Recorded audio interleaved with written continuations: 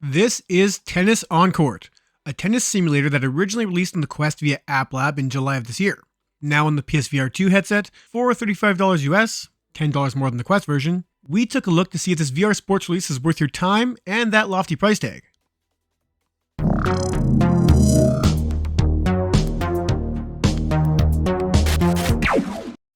Hello sports fans, don't forget to like and subscribe if you enjoyed this video, and please leave a comment with your thoughts on this release. I'm Ryan for the VR Grid, now let's do this. While having an original release for the Meta headset isn't a red flag, it does have me approaching these types of games with some trepidation, as when it comes to the expectations of the PSVR 2, they often disappoint considering what the PS5 powered headset can give us. Unfortunately, it appears that very little has been done to improve or upgrade the game from that standalone version.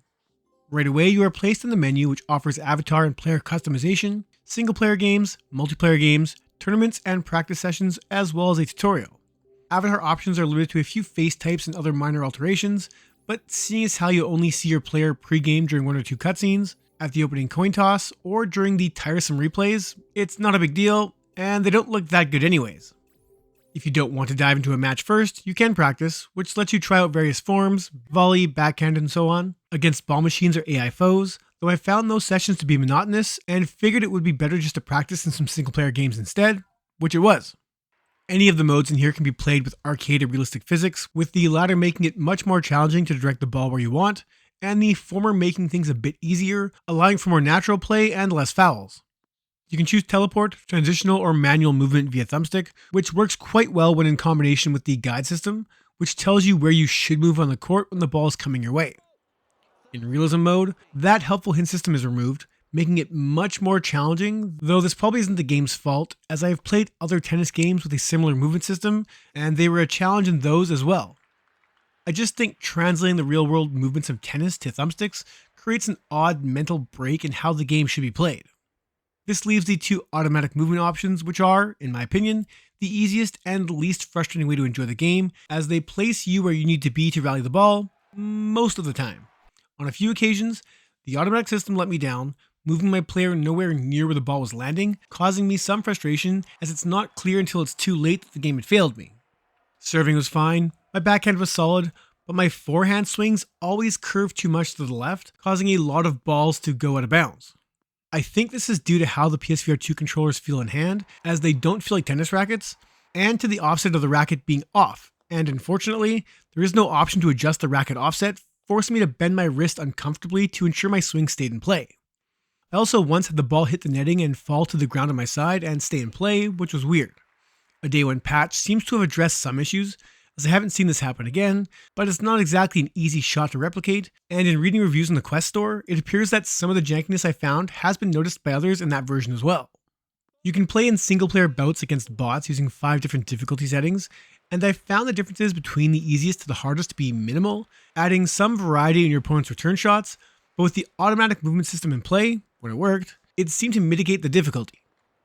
Tournaments consist of 5 matches, and should you lose any of those matches, best 3 out of 5, then you'll have to restart the tournament from the beginning. What's annoying is that once I started a tournament, I couldn't find any option to quit it, as doing so just kills any progress, forcing me to start from scratch, and with each match consisting of at least 3 rounds, these tournaments could take some time to get through. That leaves the multiplayer, which allows for singles or doubles play, but still suffers from all the issues I've mentioned. I couldn't test out the doubles play, as there doesn't seem to be a very substantial player base post-launch, nor does it support crossplay with the Quest version. Still, hopping on for some ranked matches did add some fun, as now both of us were enjoying the game when it worked, and lamenting it when it didn't. Ranked matches force manual movement, which, as I said, works, and in the few matches I did find, I didn't experience much lag, though it seemed like my European opponents might have. You can choose to play with friends or randoms in unranked matches, but if you want to climb those global leaderboards, you'll want to play those ranked matches, which do allow you to play in arcade or realistic modes, with leaderboards broken up in the same way, though there appears to be a glitch on the scoreboards that seem to place everybody's location in Belgium, despite having separate scoreboards for different continents. So with much of the game being disappointing up to this point, it's unfortunate then that the presentation here doesn't do the game any favors, as it looks more like an indie Quest 1 game with barren visuals, almost no lighting effects, poor character models, and arenas that lack much in the way of detail. I don't like slamming smaller teams and their smaller games for lacking in this department, but When you factor in the asking price and all the promises of the PSVR 2 HMD, what's here is nothing short of unimpressive and something I would never show off to friends or family. Player animations can be janky, which is admittedly typical from games of this ilk, and while the AI can sometimes look more natural, they also slide around the court, stand perfectly still once they are in position, waiting for their animations to kick in, and don't look great up close anyways.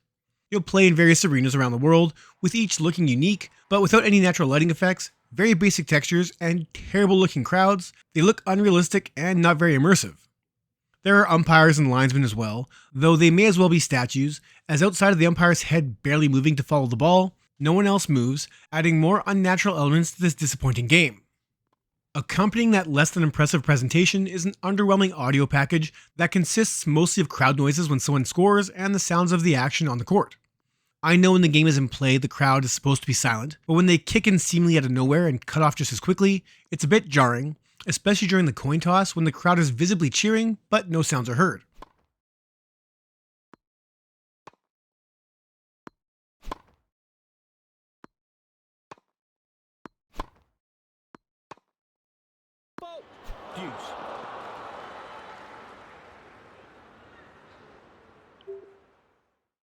There's a singular music track that plays during the menus, which is fine, but does still add to the bare bones nature of it all, with the only commentary coming at each match's opening, whenever a point is scored, or when there's a fault.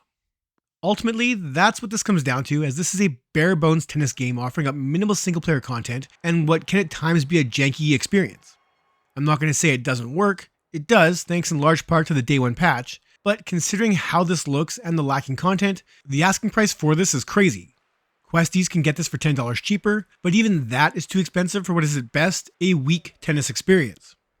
I'm going to give Tennis on Court a 4.5 out of 10. Overall, it's just not that good and way too expensive.